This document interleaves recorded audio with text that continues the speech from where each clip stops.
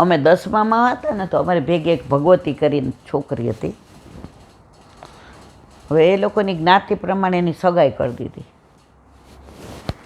એટલે એના વરનો કાગળ આવ્યો. પછી નીચે લખ્યું હતું, વળતી ટપાલે તું માનો જવાબ દેજે. હવે હું તો અલ્લડ, બધાય જાણે મારે ના પ્રેમને ને ફ્રેમને ને બધાને કાંઈ, મારે મારું ભણવાનું ને મારી વકૃત્વ સ્પર્ધા ને મારી નાટ્ય સ્પર્ધા ને મારું શીઘ્ર વકૃત્વ ને મને આ બધી કાંઈ દુનિયાને ખબર જ નહોતી પડતી. એટલે એની બેનપણી હું, એટલે મને એ શું કહે, હવે બોતડાને શું ખબર પડે કે તાર વરે હું 2 દી કાગળ ભેગો લઈને આવે ને અમે 2 ઓલું લંચ બોક્સમાં બા સેવ મમરા ખાખરા હોય એટલું, બીજાથી અમારે એઠું પાછું કાંઈ લઈ ન જવાય. એટલે અમે 2 એક ઝાડ નીચે બેસીને ખાઈએ. એટલે ઓલો કાગળ આમ ખિસ્સા, પહેલાં અમે સ્કૂલ ડ્રેસ હતા ને બધા ખિસ્સાવાળા, એટલે ખિસ્સામાંથી કાઢે મૂકે. મેં રૂમાલ ન હોય તો ડ્રેસથી લૂછી નાખીને મારી બા તો રોજ મારો ડ્રેસ ધોઈ નાખે છે. તું નથી ધોતી? એ કે એમ નહીં, પણ જસા નહીં ઇન્દુ મારે તને તો અમે લે મારાથી ને લૂછ, હવે મને રમવા જવા દે. અમારે ઓલા ટેબલ ઉપર ચડીને કસરત કરાવવાની હોય તો એ મારે કરાવવાની, ડંબે છે મારે, લેઝી આ બધું મને આ બધા સિવાય આ બધા બિચારીએ 3જે દિવસે એને એમ થયું કે મારા વરને નહીં લખું ને વાંધો પડશે તો, એટલે 3જા દિવસે કે જસાણી હવે આવો કાગળ આવ્યો ને મારા વરને મારે જવાબ લો. મેં શું? એટલે પહેલાં એનો ઈરાદો એવો હતો કે મને વંચાવે. હું એને કહે, મેં તો આવ કાગળ ફાગળની વાત કર, તું જલ્દી નાસ્તો કર લે, મારે જવું છે. એ સમજી ગઈ કે આ બોતડીને કંઈ કહેવાશે નહીં. પછી અમારી ભેગી જાસ્મીન હતી, એ આમ બધી રીતે એને આવું બધું બહુ ગમે ને આમ ઓલા વાળે આમ તમે જો આમ કરીને ઓળાવે ને આમ ઓલી લટકાડી લટ ને આમ ટૂંકમાં એને ભણવા કરતા, એટલે પછી વર્ણાગી કહેવાય ને, એટલે એને જાસ્મીનને કીધું. હવે જાસ્મીન એને એવો સરસ કાગળ લખી દીધો અને પછી એણે મોકલો. અહીંયા શું કહે છે, લીલાનો અનુભવ કરાવીને પાછા અંદર લઈ લે. હવે જવાબ લખ્યો એમાં ઓલીને શું અનુભવ થયો? ઓલીએ ક્યાં પોતાના સ્પંદનો લખ્યા, સ્પંદનો તો જાસ્મીને લખ્યા. એનો વર તો રાજી થઈ ગયો. એ કે વાહ તું તો બહુ રસિક છો. બીજો કાગળ, બહુ સરળ છોકરી, બહુ સીધી. એણે 3જા કાગળમાં 10 લીટીમાં લખ્યું કે હું તમને પ્રેમ બહુ કરું છું, મેં તમને જોયા છે, મારા ઘરનાએ નક્કી કર્યું, હું રાજી છું, પણ આ બધી રસિકતા મને આવડતી નથી. મારી બેનપણી એક જવાબ લખી દો, હવે હું કહીશ નહીં. એટલે હું તમને પોસ્ટકાર્ડ નહીં લખું, ઇંગ્લેન્ડ લખીશ, પણ હું આટલું જ લખીશ. એનો વરે એટલો સરળ. એણે કીધું તું 4 અક્ષર લખજે, એને હું પ્રેમ, કારણ કે 2.5 અક્ષર પ્રેમ કા. મારો કહેવાનો આશય આ છે કે આપણામાં આ બધી રસિકતા છે જે ઓલી જાસ્મીન પાસે હતી, પણ કોકની નહીં. મારા ઠાકોરજી પાસે હું પૈસા દઈને કીર્તનવાળાને બોલાવું ગૌડાવા, તો ઓલો જાસ્મીન જવાબ લખે એમાં તમને શું મજા આવે? મારા ઠાકોરજીને તો હું 4 ઓલામાં લખું ને એમ 2 લીટી કીર્તનની ગાઉં તોય જુમે. તો રસિકતા પ્રેમથી હોય છે મારા વાલા, પૈસાથી હોતી નથી. બોલો હરિરાય મહાપ્રભુ.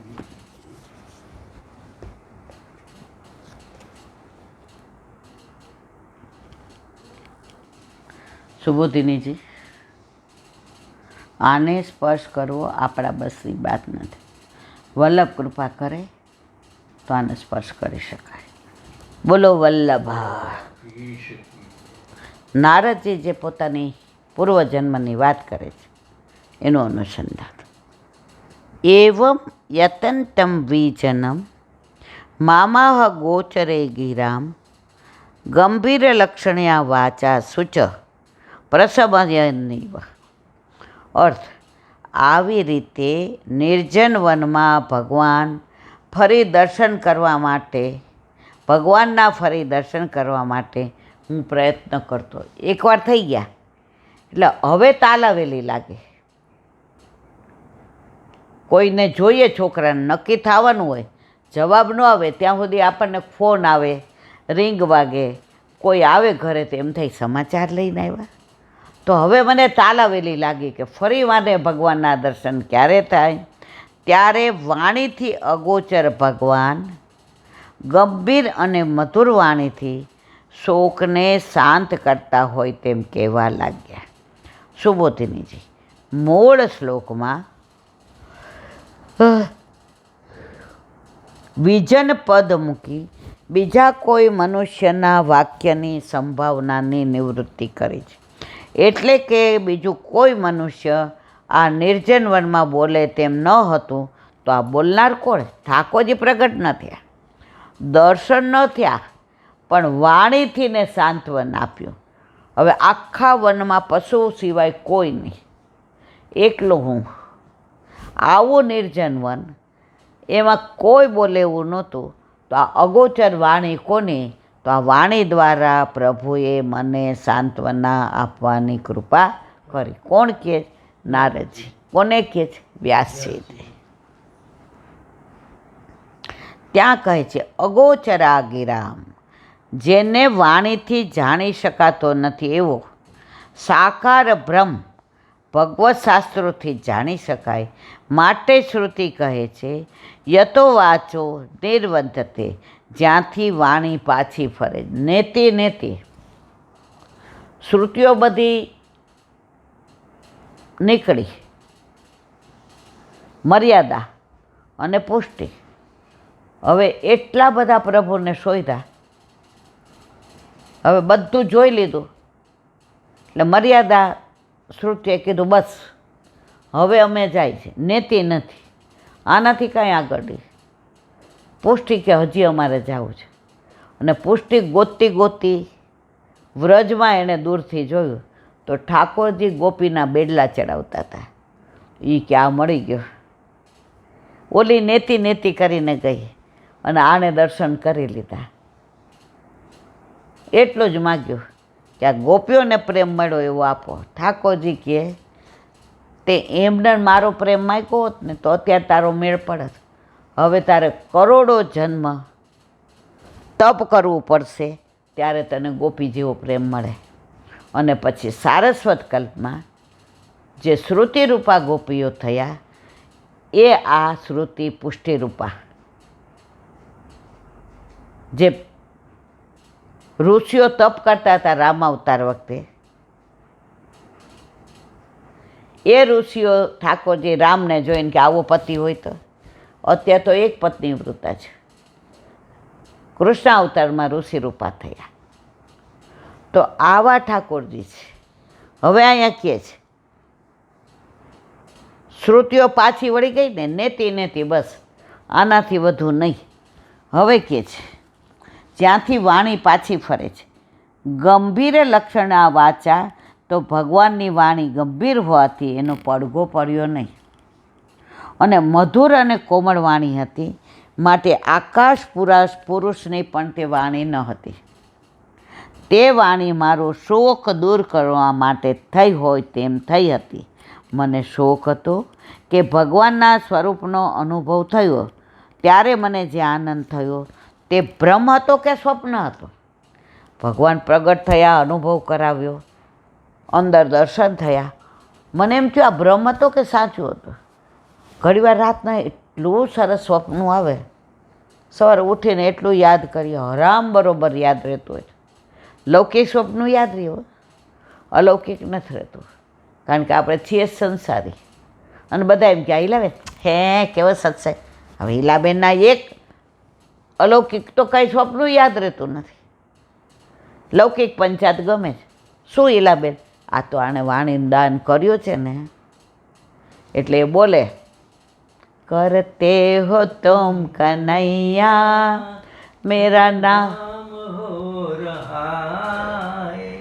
सब आपकी कृपा से मेरा काम हो रहा है. જો તે ભ્રમ કે સ્વપ્નરૂપ હોય તો તેમાં માત્ર શાસ્ત્ર પ્રમાણ સ્વપ્નનું હોય, એમાં શાસ્ત્ર ન હોય પ્રમાણરૂપ. અને આ તો શાસ્ત્રોમાં લખ્યા મુજબ દર્શન થયું છે, એટલે આ સ્વપ્નનું દર્શન નથી. એનું દુઃખ હતું. આવી રીતે અનેક પ્રકારનો શોક હતો. તે શોક દૂર કરવા સાક્ષાત ભગવાન જ પધાર્યા હોય તે પ્રમાણે એમની વાણી થઈ. સંભળાણું કોને આ વાણી? નારદજીને. મને ને તમને હજી ન સંભળાય. માટે તે અનુભવ થયો ખરો. તેમ આગળ ફરી દર્શન થશે, ભલે હમણાં થતા નથી. તેથી દુઃખનું શમન કરનાર હોઈને તેની સંભાવના રહી છે. હવે ભગવાને જે કહ્યું તે કહે છે. બોલો વલ્લભાધીશ કી જય. શ્રીમદ ભાગવત અને મારા ગુરુદેવને દંડવત प्रणाम करूँ चंद्र चंद्र सरोवर पे सूरदास जी के द्वार पे मेरा दंडवत प्रणाम. सुर सुरभि कुंड पे परमानंद दास जी के द्वार पे मेरा दंडवत प्रणाम. जमुनावता पे संकर्षण कुंड पे कुंभन दास जी के द्वार पे मेरा दंडवत प्रणाम. बिच्छू बिच्छू कुंड पे कृष्णदास जी के द्वार पे मेरा दंडवत प्रणाम. कदम कदम खंडी पे गोविंद स्वामी के द्वार पे मेरा दंडवत प्रणाम.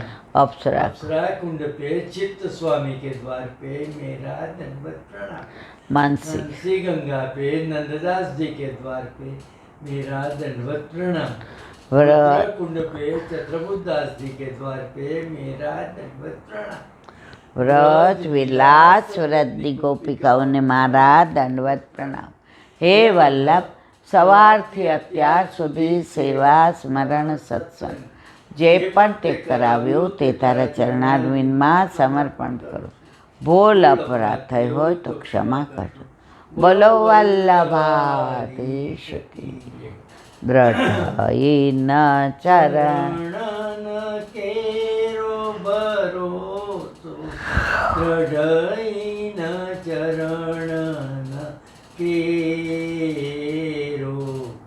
શ્રી વલ્લભનાથ ચંદ્ર છટાવીન સબ જુગ માય અંધેરો ભરોસો દ્રઢઈન ચરણ કેરો. साधन और नहीं आकली क्या सोया निवेरो. सूरकांत है त्रिविध आंधरो बिना मोल को चेरो भरोसो દ્રઢઈન ચરણ દ્રઢઈન ચરણ દ્રઢઈન ચરણ કેરો. શ્રી વલ્લભાધીશ. આજનો આ સત્સંગ મારા વલ્લભના ચરણારવિંદમાં સમર્પણ કરું છું. ભૂલ અપરાધ થઈ હોય તો ક્ષમા કરજો. આ મારા વલ્લભની વાણી અને ભૂલો એ મારી. બોલો વલ્લભાધીશ. બધાય વૈષ્ણવને જાજા કરીને જય શ્રી કૃષ્ણ.